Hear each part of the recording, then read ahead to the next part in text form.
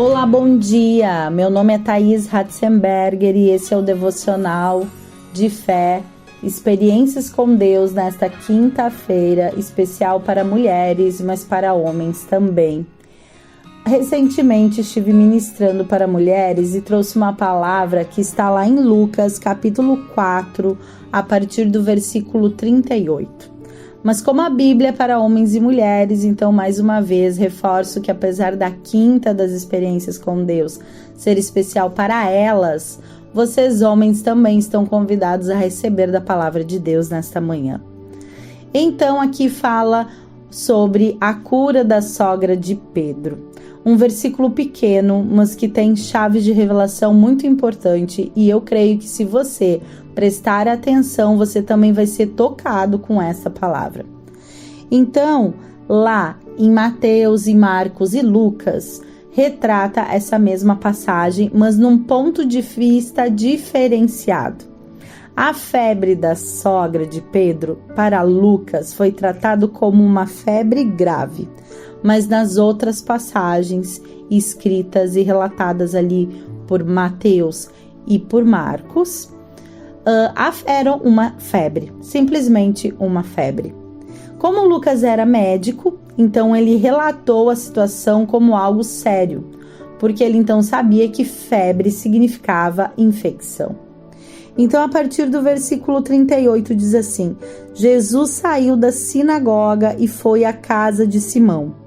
A sogra de Simão estava com febre alta e pediram a Jesus que fizesse algo para ela.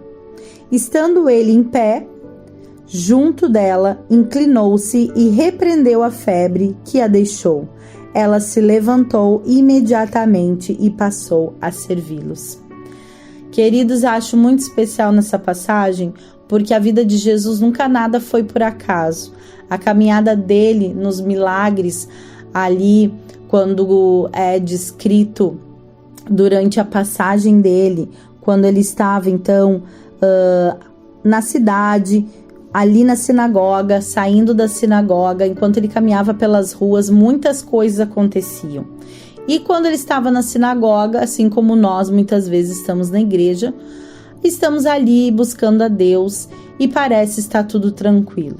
E talvez os discípulos estavam por ali e muitas pessoas que conheciam a sogra de Pedro estavam ali.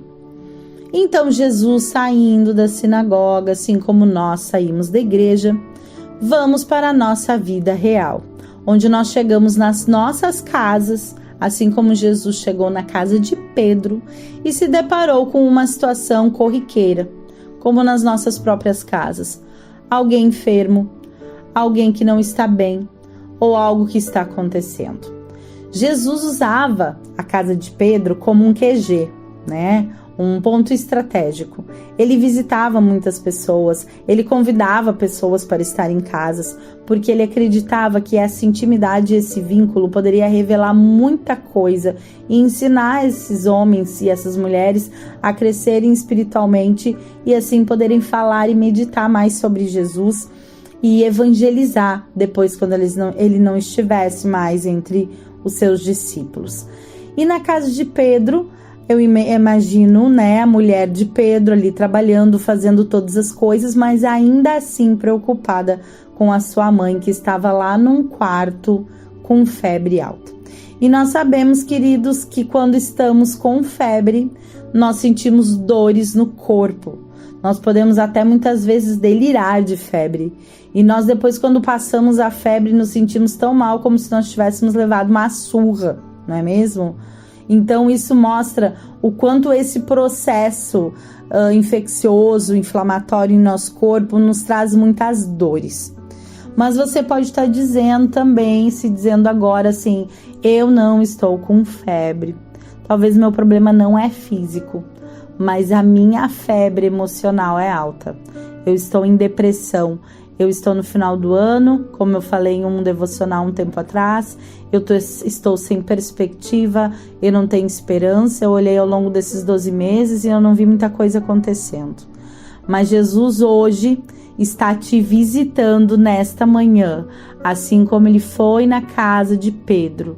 E mesmo que você pareça estar despercebida ou despercebido diante de todas as coisas que acontecem na sua casa, seus filhos andando por ela, seu marido, sua esposa, os vizinhos, os sogros, assim como a casa de Pedro era sempre cheia de pessoas ali, os discípulos, ele vê a sua febrinha ou a sua febre alta.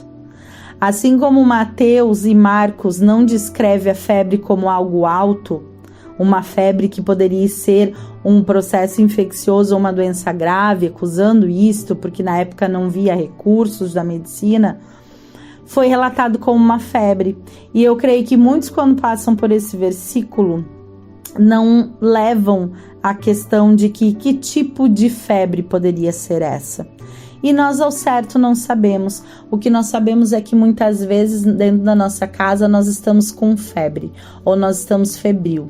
Nós não estamos bem e as pessoas muitas vezes não percebem. Assim como não foi relatado que era algo grave por Mateus ou por Marcos. Assim como a febre foi relatada como algo simples. Mas Jesus teve piedade, misericórdia e compaixão. Aqui fala na NVI que ele inclinou-se e repreendeu a febre. Em outra versão, na NTLH, diz que ele pegou-a pela mão. Então, em outras versões mostram, assim como em toda a passagem de Jesus, o quanto ele se importava no toque, em tocar pessoas, em estar com ela, em colocar olho no olho. Ele se inclinou para curar aquela mulher. Eu não sei, queridos, o que você deve estar passando nesta manhã. Eu não sei o que você deve ter refletido da sua vida, ou não sei até que ponto você pode se sentir esquecido dentro da sua casa, mas Jesus não esquece ninguém. E não importa se a sua febre é alta, se você está febril, não importa se o seu problema parece grande ou pequeno, Jesus se preocupa com todos os tipos de problema, e ele teve misericórdia e curou. E aqui, no final, diz algo muito especial, que diz que ela se levantou imediatamente e passou a servi-los. Essa mulher era uma mulher que compartilhava e ajudava no ministério de Jesus. Assim como posso estar falando agora com muitas mulheres que são muito úteis dentro das suas próprias casas ou dentro das suas igrejas. Mulheres que fazem muitas coisas e mulheres que são usadas muitas vezes por Jesus, mas que por algum motivo acham que talvez não são dignas do seu sofrimento serem curados ou serem compartilhados para Jesus, diante de tantas causas maiores, não é mesmo? Mas eu quero dizer que Jesus te ama como uma filhinha, ou Jesus te ama como um filhinho. Deus é o nosso Abba, e o nosso coração, quando está aberto a Ele, Ele quer trabalhar por completo, é o combo completo da cura, da transformação e dos milagres. Então ele se preocupa sim com você, e ele quer te visitar lá no teu secreto, onde você está deitado naquela cama enferma, onde você está naquela situação do secreto, onde ninguém mais te vê, mas Jesus te vê, e ele quer se reinclinar para você, pegar você pela mão, olhar nos seus olhos e dizer: você está curada por completo, ou você está curado por completo.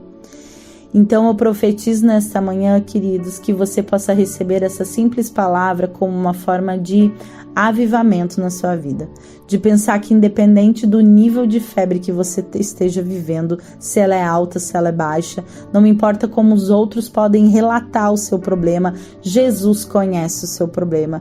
Não importa o que os outros dizem a respeito do seu problema, Jesus conhece o seu problema, e que você possa levar o seu problema diante de Deus, para que você possa receber a cura, porque Ele é um Pai de grandes milagres, onde Ele cura paralíticos, dá visão a cegos, estanca fluxo de sangue, mas Ele também, Deus é um Pai que trouxe o seu Filho à Terra para curar pequenos problemas ou pequenas dores que pode haver no seu coração ou dentro da sua casa, como uma simples ou alta febre, relatada aqui em Lucas, no capítulo 4.